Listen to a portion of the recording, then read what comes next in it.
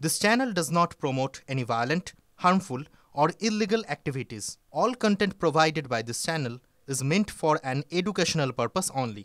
Top quality और consistent performance के लिए सिर्फ सिल्वर पंप नाम याद रखना। এই সংশ্লিষ্ট কর্মচারীদের অ্যাপয়েন্টিং অথরিটি হচ্ছেন রাজ্য সরকারের আধিকারিক। ফলে অ্যাপয়েন্টিং অথরিটি ছাড়া তাদের এগেনস্টে কোনো রকম শাস্তিমূলক প্রসিডিং ইত্যাদি করা যায় না।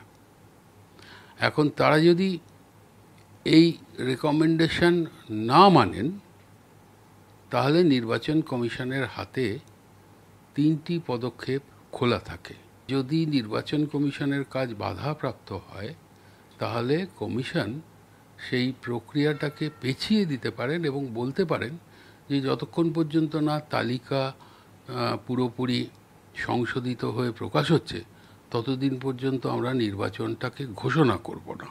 দ্বিতীয়ত হচ্ছে রাজ্য সরকারের সাথে যদি কোনো কাজে বিতর্ক হয় তাহলে তার সে কথা যেহেতু সংবিধান সৃষ্ট নির্বাচন কমিশন এবং রাজ্য সরকারও সংবিধান সৃষ্ট একটি প্রতিষ্ঠান, তারা সর্বোচ্চ যে জায়গা রাষ্ট্রপতির কাছে এই বিতর্কটাকে জানাতে পারেন।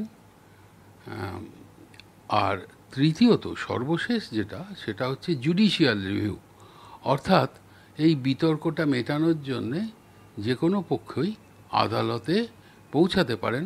আদালত তারপরে উভয় পক্ষকে শুনে যা ব্যবস্থা নেওয়ার সেটা নেবেন।